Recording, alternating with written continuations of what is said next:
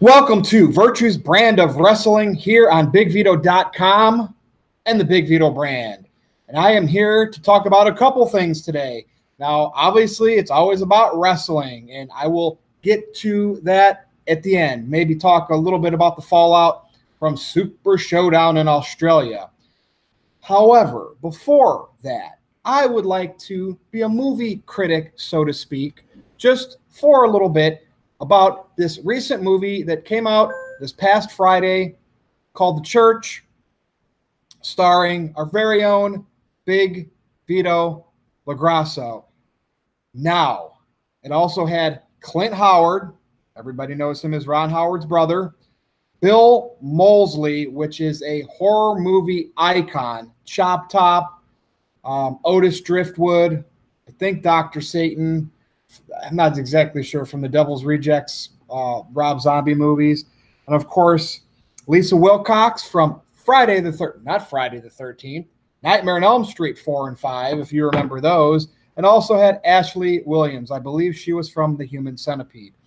So I can obviously be as biased as I want and say this was a perfect cult horror classic. But I can't. I'm not going to be. Just because I'm on the Big Vito brand, I can't just say it was perfect. But that's the beauty of low-budget indie type, so to speak. And I'd say, it was actually released in theaters, AMC theaters.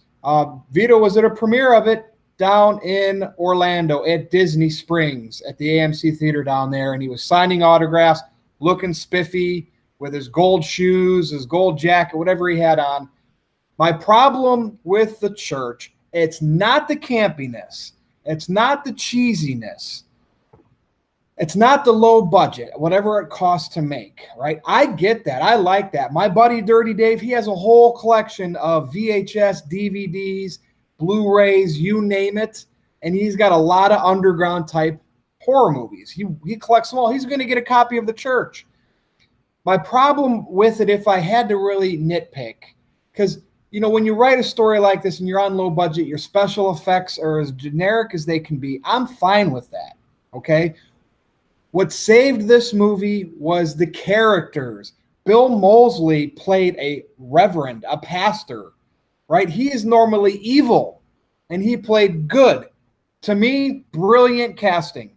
You had, the big wrestler who is WWF, WCW, ECW, and TNA, Big Vito LaGrasso, a man that wore a dress and wrestled. He was the brawn and the meat and the potatoes and let me go find the tools to open the door. I thought it was perfect. I thought he was kind of comical, whether he was supposed to come across that way or not. I was entertained by Vito. Of course, Lisa Wilcox did her little Scream Queen thing. I kind of thought her character seemed out of place a little bit, when they were all trapped in the church. But, it all came together nonetheless. And then, of course, Clint Howard. What was going on with the fireball? But that's the beauty of it. I could come out here and say this movie was a 1 out of 5. If it didn't have Lisa Wilcox, Big Vito, Bill Moseley, Ashley Williams, I would probably say that. Okay? Dom, Frank, whoever the director was, sorry, but that's the truth. But you went out and you got stars, at least stars from the wrestling business, from a Nightmare on Elm Street Freddy Krueger movie, from the Rob Zombie films, from the Texas Chainsaw Massacre films. You got the stars and you put it in this very indie movie, and immediately I bump it to a 3 out of 5. No matter how the story plays out, how cheesy the special effects are, it's a 3 out of 5. And what that suggests is you got to see it. You're either going to really, really hate it, or you're going to find some value and some love. It's got to be on your shelf and your DVD collection. That's why I give it a 3 out of 5. Some people would say 2.5 out of 5.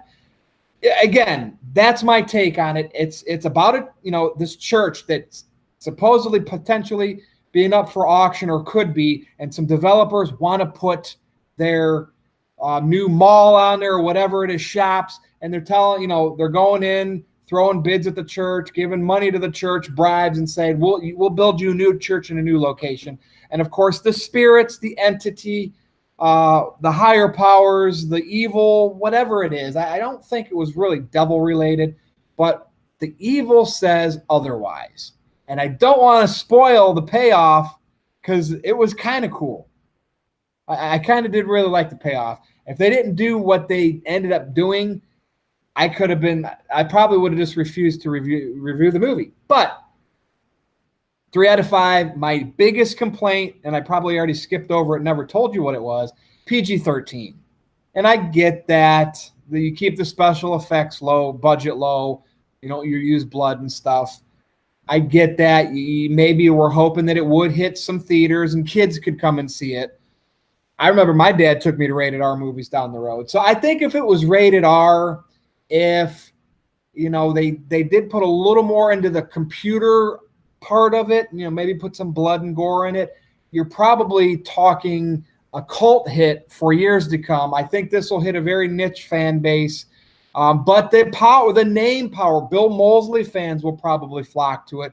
Lisa Wilcox and Nightmare on Elm Street fans, Big Vito fans, and if anybody out there likes Clint Howard, it's unique. You know what I mean? There's movies we've watched, indie, underground, can't even sit through them. I watched this whole thing. So I just want to say a 3 out of 5 from me is a very, very, very, very good score. I give movies like The Avengers and Deadpool, and Mission Impossible's like 4.5s, 5s, right? So that's what you're up against. So to get a 3 out of a movie like this, I'm not just doing that because I'm on Vito's channel. The twist at the end is why I give it that. It saved the movie. Big Vito's comical, so to speak, serious comical role. Bill Moseley is a pastor of the church. Those were what gave it, to me, some credibility. If you take that type of stuff out of this movie, it's a 1 out of 5. So sorry, Dom Frank, but you did well with your casting, and I guess you knew what you were going for because to me, it's watchable, if only one time through, or maybe down the road if you see it on Netflix or it's at the Red Box and you just need something you haven't seen before, or to watch again for some laughs with a group of people. The church is the way to go. Is it perfect by any means? Absolutely not. But I am part of the Big Vito brand, and I like the addition of having some different, unique characters of different genres in there. And Big Vito was a wrestler, then all the other Bill Moseley, Lisa Wilcox, Ashley Williams, they're all from horror films for the most part. And then you did have your Clint Howard, Ron Howard's brother, appeal. So 1, 2, 3 out of 5. So that's The Church, starring our very own Big Vito LaGrasso. Now, WWE Super Showdown. So I've obviously talked about this. I'm going to come right out on the Big Vito brand and say I gave it a B. I probably overrated it a little bit, but that's what I do here. Again, if I invest into something and I actually take my time to watch it, and then afterwards I'm not like pissing and moaning, such as The Church, such as WWE Super Showdown, I'm probably going to give it a C+ or higher. You know what I mean? I'm like that. If I don't like something, it immediately goes off, or I probably don't even give it the time of day. You know what I mean? And then it's 1 out of 5, 2 out of 5, or like an F. So Super Showdown, I give it a B. Clearly, it was at another big venue, this time in Australia, in Melbourne. Just a quick recap, I'm very surprised that they had the Iconics, the hometown Iconics, and Buddy Murphy go over in their matches. Of course, the Iconics defeated Asuka and Naomi. I'm surprised they didn't pin Asuka at this point. The winner of the Royal Rumble, the female Royal Rumble, is buried. Shinsuke Nakamura, the U.S. champ, not even showing up on SmackDown, not even on this event. That just shows you what Vince McMahon thinks of Japanese talent. It's the truth. Sorry. The Iconics go over. Of course, Naomi took the pin. And then Buddy Murphy surprisingly beat Cedric Alexander, who had pretty much won since WrestleMania. course, the hometown pop. The problem with the cruiserweight match, in my opinion, there's too many false finishes and high spots. The Daniel Bryan and Miz match went 3 minutes, supposedly from time restraints. I don't know. If any match should have went 3 minutes, it should have been the cruiserweight match, because 3 minutes in, they did enough stuff where either one of those men should have been pinned 1, 2, 3. How am I to believe that a guy 205, if Buddy Murphy's weighs more than that, how am I to believe a 205 or less guy body can take more punishment than bigger guys like The Undertaker and Triple H? So obviously Daniel Bryan went over the Miz in that short match. Something must have happened with time.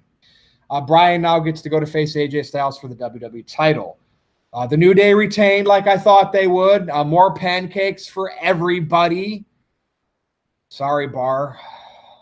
Maybe the Usos will feud with the New Day again. They had some pretty good matches a year or two ago. Let's see what else. Charlotte won by DQ, so Becky used the title to retain the SmackDown Women's Championship. That feud will continue. You did have the John Cena little gimmick match that him and Bobby Lashley versus Elias and Kevin Owens. At least Elias and Kevin Owens got to do their little thing in the ring, because this match was set up for the hot tag for one John Cena, who was off of location filming a movie with Jackie Chan, I think Project X, in China. Was probably told not to get hurt, so he does nothing in the match except takes the hot tag, does his 5 moves of doom against the 6 moves of doom. He did some punch finisher that has to be trolling the Smarks. I kind of like that. I like midlife crisis John Cena. But, of course, they had to go over. The Shield versus the Dogs of War. What the hell? That's stupid, right? Roman is the big dog. Why are these other dogs called the Dogs of War, right? Whatever. But the Shield did go over, of course. I did like that spot where Braun went to spear Ambrose, and then Roman intercepted him and speared him through the barricade. Roman's the Universal Champ. Seth is the IC Champ. Neither title were on the line, but Ambrose got the pin. They're probably going to continue to tease the Ambrose breakup down the road, but maybe never do anything about it. Or they'll tease it long enough, but they'll keep the Shield together to sell their merchandise, and then when they need something hot, Ambrose finally turns. As for the Dogs of War, Braun needs to be solo, especially if he's going to feud against Brock Lesnar and Roman Reigns for their next big match. So therefore, have McIntyre and Ziggler defend the tag championships of Raw and have them eventually lose and have them feud. Dolph Ziggler is the weak link. I know, it's Joe. I was going to say I'm forgetting matches. Joe jobs again. That's what Joe does. He gets there, but he can't quite make it all the way, right? It's like one last grasp to the brass ring, and then he falls. AJ Styles is the WWE champion. Obviously, it's the mid-card main championship, right? Because Roman's got the Universal title, which is on the A show. He's on the cover of WWE 2K19 is AJ Styles. And I think they might have him break CM Punk's record. But, who cares at this point? Who cares? Who gives a crap, WWE, about CM Punk's title reign, modern-day title reign? If that's why you're keeping the belt on AJ, just doesn't make sense. What other matches? I'm sure I'm missing a couple here, and if I'm forgetting it, then it obviously wasn't too memorable. I do want to talk about the main event, but let me take a break from Super Showdown for a second. Chris Jericho made yet another surprise return or appearance in New Japan, and this time he attacked Evil. Evil came out with a couple guys with masks on. He came out in a throne and like an evil dark type, Evil Dead, Army of Darkness. And of course, he gets on the ring apron, and one of those guys was Jericho gimmicked up, and Jericho beats the shit out of him. Has Chris Jericho not done more great entertaining surprises and things in the last 12 months since he started this New Japan kick, and he's promoting this cruise and went to All In? In the last 12 months, he's done more than WWE has in the same period of time creatively. But WWE stock's over $90 a share, and Vince McMahon is making money. So kudos again to Chris Jericho. You're awesome, man.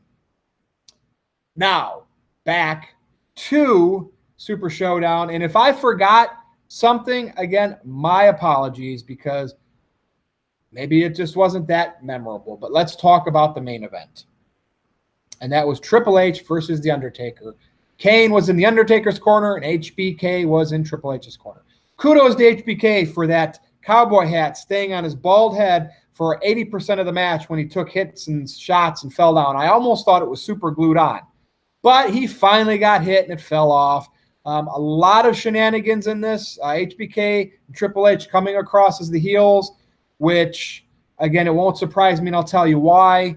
But in the end, and these guys were, Triple H and Taker were old. There was a botch on the outside, where it went to be a back sunset flip or back body drop, and Triple H just slid off to the side, and they looked old and rusty. There was a steel barricade there that was turned on its side, and a foot was sticking up, so maybe Trips was looking at it and just kind of said, fuck this, I'm not getting injured. But nonetheless, the story played out. Cheating, the sledgehammer got involved, several super kicks. Triple H went over. Of course, it wasn't clean, but DX is back together with heel shenanigans, and the Brothers of Destruction are the babies. And to me now, this is set up after the match. Triple H, let's all hug, let's all do the curtain call, whatever. Well, it was so obvious that Kane and Taker were going to do something, and they did. Couple spins around the ring, and then we got Triple H tombstone, and then they choke slammed HBK onto a table on the outside. And this is now where the door will probably be open. Taker will probably say, Shawn, I want you to come back. I'm allowing you to come back because I want a piece of you. My brother, we want a piece of you and Triple H. And that's what's going to happen. DX versus the Brothers of Destruction, probably at Saudi Arabia, because the Saudi princes, the oil moguls, are going to pay for Brock Lesnar, Shawn, Kane, Triple H, and everybody's happy. Oh, except the Smarks, who will find ways to complain about everything. Imagine that. That's really all I wanted to talk about. This was more about the church and me giving it 3 out of 5 stars, which, if you disagree with me after you see the movie and you absolutely don't like it and you think it's cringeworthy, well, shame on you. You don't know cult, horror, underground people. This had mainstream horror movie actors and a former professional wrestler in it, and it actually played at the movie theaters, AMC. So it got that far. That's all I'm saying. Check it out. It's worth it. I like to support the brand in any way I can, but I'm not going to be a total shill and come out and say, oh, that's a 5 out of 5 movie because Big Vito was in it. It's an honest opinion. Everybody knows I'm a horror fan. My buddy has like every movie, whether it's indie or mainstream, every version of every movie. I have some myself. I got a Cauldron behind me. I got a Devil Pumpkin behind me.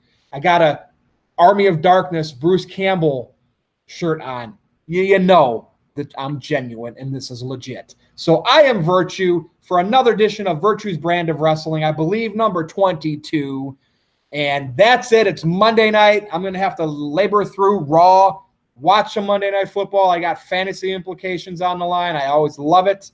I'm doing pretty well overall on all my fantasy football leagues. You can tweet me at NoDQ_Virtue, and we can continue this conversation. So for BigVito.com and the Big Vito brand, I am Virtue, and I will see you next week.